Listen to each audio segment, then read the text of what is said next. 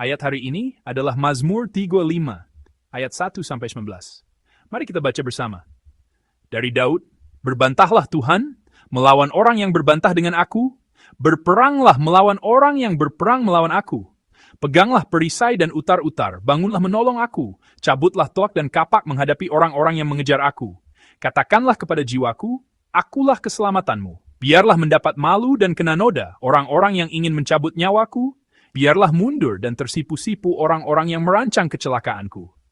Biarlah mereka seperti sekam di bawah angin, didorong malaikat Tuhan. Biarlah jalan mereka gelap dan licin, dan malaikat Tuhan mengejar mereka. Karena tanpa alasan mereka memasang jaring terhadap aku, tanpa alasan mereka menggali pelubang untuk nyawaku. Biarlah kebinasaan mendatangi dia dengan tidak disangka-sangka. Jerat yang dipasangnya. Biarlah menangkap dia sendiri. Biarlah ia jatuh dan musnah. Tetapi aku bersorak-sorak karena Tuhan. Aku girang karena keselamatan daripadanya. Segala tulangku berkata, "Ya Tuhan, siapakah yang seperti Engkau yang melepaskan orang sengsara dari tangan orang yang lebih kuat daripadanya? Orang sengsara dan miskin dari tangan orang yang merampasi dia." Saksi-saksi yang gemar kekerasan bangkit berdiri. Apa yang tidak ku ketahui, itulah yang mereka tuntut daripadaku. Mereka membalas kebaikanku dengan kejahatan. Perasaan bulus mencekam aku. Tetapi aku, ketika mereka sakit, aku memakai pakaian kabung. Aku menyiksa diriku dengan berpuasa, dan doaku kembali timbul dalam dadaku, seolah-olah temanku atau saudarakulah yang sakit, demikianlah aku berlaku. Seperti orang yang berkeluh kesah karena kematian ibu, demikianlah aku tunduk dengan pakaian kabung. Tetapi ketika aku tersandung jatuh, bersukacitalah mereka dan berkerumun. Berkerumun melawan aku, orang-orang asing yang tidak kukenal menista aku dengan tidak henti-hentinya. Dengan fasik mereka mengolok-olok terus, menggertakkan giginya terhadap aku. Amin. Renungan hari ini, kita lihat bersama dengan judul, Siapakah yang seperti Tuhan? Jika kita melihat permintaan Daud kepada Allah sejak awal ayat 1 hari ini, ia memulainya dengan perkataan yang hampir seperti kutukan. Dari Daud. Berbantahlah Tuhan melawan orang yang berbantah dengan aku, berperanglah melawan orang yang berperang melawan aku. Sambil mengatakan ini, ia berbicara menentang lawannya yang hubungannya tidak baik dengannya. Tetapi sebelum berbicara tentang situasi lawannya itu, ia berkata kepada Allah, "Tuhan, tolong lakukan ini." Pernahkah Anda mengadukan seseorang? Saya ingin kita merenungkan apakah kita pernah pergi dengan tergesa-gesa untuk mengadukan seseorang yang tidak kita sukai. Biasanya, ketika kita pergi untuk mengadukan seseorang, kita akan terlebih dahulu menceritakan, dia melakukan ini dan itu. Lalu, kalimat berikutnya yang keluar adalah, tolong hukum dia, karena dia melakukan ini dan itu.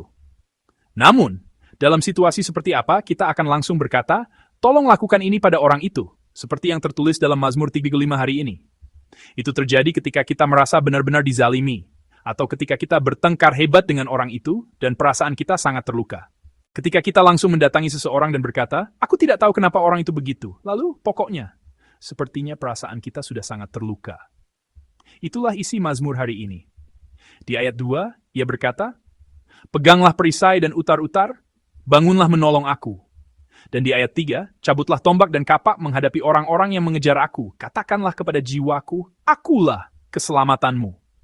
Lalu di ayat 4 ia berkata, biarlah mendapat malu dan kena noda orang-orang yang ingin mencabut nyawaku. Biarlah mundur dan tersipu-sipu orang-orang yang merancang kecelakaanku.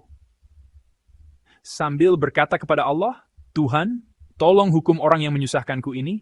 Ia merinci satu persatu bagaimana orang itu harus dihukum. Setelah itu, barulah muncul alasan mengapa Allah harus menghukum orang itu.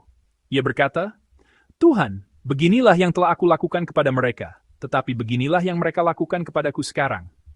Di ayat 12, ia berkata, mereka membalas kebaikanku dengan kejahatan, perasaan bulus mencekam aku. Lalu di ayat 13, ia berkata, tetapi aku ketika mereka sakit, aku memakai pakaian kabung. Aku menyiksa diriku dengan berpuasa, dan doaku kembali timbul dalam dadaku. Apa artinya ini? Ketika mereka sakit, aku pun turut berduka dan pernah berdoa kepada Allah agar mereka disembuhkan. Tetapi sekarang penderitaan itu justru dikembalikan kepadaku oleh orang-orang ini. Aku telah melakukan berbagai hal untuk mereka, tetapi yang kudapat sebagai balasannya adalah pengkhianatan. Merenungkan hal ini membuat kita berpikir, dia pasti sangat marah. Situasi di mana orang yang Daud sihi, orang yang ingin Daud ada di sisinya, mengkhianatinya, pasti membuat Daud sangat marah. Dalam karya Dante yang berjudul Inferno, apakah Anda ingat dosa apa yang membuat seseorang berada di dasar neraka? Pengkhianatan. Dikatakan bahwa pengkhianatan, yaitu berpura-pura baik di depan, tetapi menikam dari belakang, adalah dosa yang berada di dasar neraka. Dalam situasi seperti itu, betapa terlukanya hati Daud, betapa ia merasa dizalimi, dan betapa perasaannya hancur, sehingga sejak awal ia langsung berkata kepada Allah, Tuhan, tolong lakukan ini. Melihat perkataannya, sepertinya Daud benar-benar sangat marah kepada Allah, sehingga ia berbicara sejauh ini. Di ayat 8, ia berkata, biarlah kebinasaan mendatangi dia dengan tidak disangka-sangka, jerat yang dipasangnya, biarlah menangkap dia sendiri, biarlah ia jatuh dan musnah. Jadi, Tuhan, singkatnya, apa yang ia katakan? Ia berkata, tolong selesaikan dia. Pernahkah Anda mengalami kesulitan seperti ini dalam hidup Anda? Pernahkah Anda dikhianati oleh seorang? Apakah Anda memiliki seseorang di sisi Anda yang berpura-pura baik di depan, tetapi menjelek-jelekkan Anda di belakang kepada orang lain, yang berpura baik di depan, tapi pelak-pelak ke orang lain? Hei, aku kenapa orang itu begitu? Tolong lakukan ini dan itu padanya. Saya percaya beberapa dari kita pernah mengalami bagaimana rasanya, meskipun kita tidak di depan orang itu. Namun, ada satu hal yang Daud sampaikan kepada kita dalam Mazmur hari ini, yaitu dalam situasi di mana Daud sedang berhadapan langsung dengan orang itu, ia tidak mengatakan kepada Allah apa yang akan ia lakukan terhadap orang itu. Meskipun ia berada dalam situasi di mana ia harus melawan orang yang menyerangnya dan mengkhianatinya, ia berkata, Tuhan, tolong Engkau yang melakukannya. Ia tidak meminta tolong kepada manusia. Ia berkata, Tuhan, tolong lakukanlah. Saat membaca firman ini, saya teringat pada firman dalam kitab Roma. Menaruh bara api di atas kepala musuh bukanlah pekerjaan kita, melainkan pekerjaan Tuhan. Tuhan berbicara melalui firman-Nya. Yesus juga berkata, kasihilah musuhmu. Tuhan menghakimi dan mencelakai seseorang bukanlah urusan kita, melainkan urusan Tuhan. Urusan kita adalah berdoa hanya kepada Tuhan, bukan meminta kekuatan manusia dengan pergi ke belakang dan berkata, tolong hukum orang itu. Jika seseorang menyerang kita, tentu kita harus membela diri. Kita harus menghentikannya. Namun menghentikan serangan adalah hal yang dapat kita lakukan. Jika seseorang memfitnah kita, tentu kita harus membela diri. Kita harus bisa berkata, aku tidak seperti itu. Itu tidak benar. Namun, setelah itu, kita serahkan kepada Tuhan. Menghakimi seseorang dan menjelek-jelekkan seseorang di depan orang lain bukanlah tugas seorang Kristen. Seorang beriman yang pergi dan menyebarkan cerita tentang orang lain kepada orang lain bukanlah hal yang menyenangkan hati Tuhan. Jika saya merasa tidak senang dengan seseorang dan perasaan saya terluka olehnya, itu adalah masalah yang harus saya bicarakan dengan orang yang bersangkutan. Namun, jika orang yang bersangkutan tidak dapat menanganinya, dari sudut pandang saya, percakapan antara orang dewasa dan orang dewasa berbeda dengan percakapan antara orang dewasa dan anak-anak. Jika saya harus berbicara dengan orang di depan saya, tetapi masalah antara kami tampaknya tidak akan terselesaikan seperti percakapan antara orang dewasa dan anak-anak, maka saya harus bisa menunggu sejenak. Seperti orang dewasa yang berbicara dengan anak, saya harus berbicara dengan cara yang dapat dimengerti oleh anak itu. Jika orang di depan saya sedang tersinggung dan saya juga tersinggung, jika saya bisa, saya harus berhenti. Namun, jika saya bisa, berbicara dengan cara yang tidak menyinggungnya, dan dapat dimengertinya adalah gambaran orang yang lebih lama hidup dalam iman dan lebih mengenal Tuhan. Namun, yang diinginkan Tuhan adalah gambaran seperti ini. Tuhan sama sekali tidak suka jika kita, sama seperti orang dunia, tidak hanya memfitnah orang itu, tetapi juga berkeliling menyebarkan gosip tentangnya. Sebaliknya, Tuhan berkata, apakah ada yang ingin kamu jelek-jelekkan? Apakah hatimu terluka? Datanglah dan bicaralah kepadaku. Satu-satunya pribadi yang kepadanya kita dapat mencurahkan segala sesuatu dengan jujur adalah Tuhan.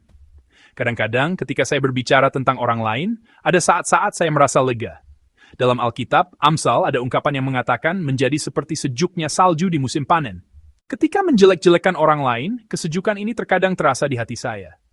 Ada saat di mana bibir, tenggorokan, dan dada terasa lega. Beberapa dari Anda tersenyum. Pernah merasakannya, bukan? Mungkin Anda semua pernah mengalaminya. Tapi bagaimana perasaan Anda setelah itu? Setelah menceritakan semuanya, jika Anda benar-benar seorang beriman, hati Anda akan merasa tertusuk. Bolehkah aku melakukan ini? Anda merasa bersalah. Ini adalah cerita yang saya dengar dari para penatua wanita dan bapak-bapak di Aken yang lebih tua. Tidak ada rahasia di dunia ini. Tidak ada rahasia di gereja.